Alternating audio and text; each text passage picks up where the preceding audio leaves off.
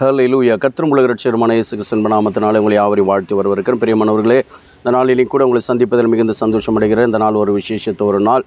Anglican விசுவாச திருச்சபையை சேர்ந்து அருமையான பிஷப் சாம் மேசத்தையா அவருடைய தலைமையில் இன்றைக்கு ஒரு நல்ல ஒரு போதகருடைய ஐக்கிய கூட்டம் நடக்க போகிறது. தெய்வ சமூகத்துக்குள்ள இதற்காக ஜெபித்துக் கொள்ளுங்கள். கர்த்தர் உங்களை ஆசீர்வதிப்பாராக. கலந்து கொள்கிற பிள்ளைகள் கலந்து கொள்ளுங்கள். இதனுடைய நாமம் மகிமைப்படுவதாக. ஹல்லேலூயா. அந்த நாளிலும் உபாகமின் புஸ்தகம் 33வது அதிகாரம் 28வது வசனம். இஸ்ரவேல் சுகமாய் தனித்து வாசம் பண்ணுவான். யாக்கோபின் ஊற்றானது தானியமும் திராட்சரசமும் உள்ள தேசத்தில் இருக்கும்.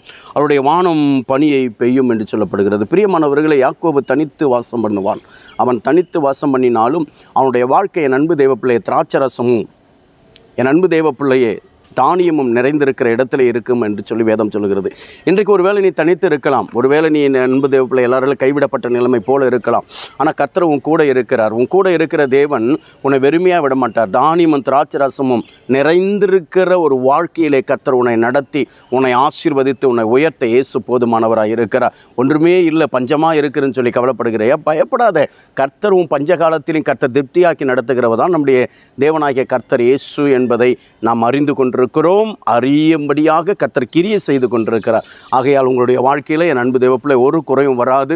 தேவ சமூகத்துக்குள்ள தானியமும் திராட்சரசமும் நிறைந்த ஒரு வாழ்க்கை, பொருளாதார காரியத்திலும் எல்லா விதத்திலும் கர்த்தர் உங்களுடைய வாழ்க்கையில் இப்படிப்பட்ட உச்சிதமான போஷிப்பினாலே போஷித்து உங்களை ஆசீர்வதித்து அவைகள் மீது எடுக்கத்தக்கதாக கர்த்தர் கிரியை செய்ய போகிறார். ஹல்லேலூயா. எத்தனை பேர் விசுவாசிக்கிறீங்க? கர்த்தருடைய நாமம் மகிமைப்படட்டும். அப்படிப்பட்ட ஒரு செழிப்பான வாழ்க்கையை கர்த்தர் நமக்கு கொடுக்கிறார். ஆமென். விசுவாசிங்க. கர்த்தர் அதை பெற்றுக்கொள்ளும்படியாய் கர்த்தர் நம்மை இன்றைக்கு எதிர்பார்த்து கொண்டிருக்கிறார். அதை பெற்றுக்கொள்ள போகிறோம். ஆமென். ஜெபிப்போமா. மகா இரக்கமும் கிருபை நிறைந்த எல்லா ஆண்டவரை நன்றியோடு துதிக்கிற நாளிலும் கூட எங்களோடு கூட பேசின வார்த்தைகளுக்கு ஸ்தோத்திரம்.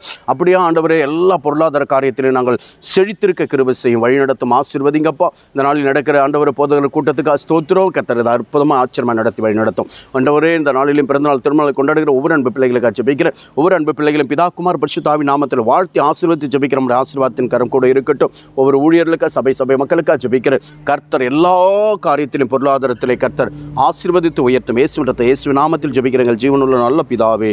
ஆமென். ஹல்லேலூயா. கர்த்தர் நம்மை ஆசீர்வதிப்பாராக. ஆமென். கர்த்தருடைய நாமத்துக்கு ஸ்தோத்திரம்.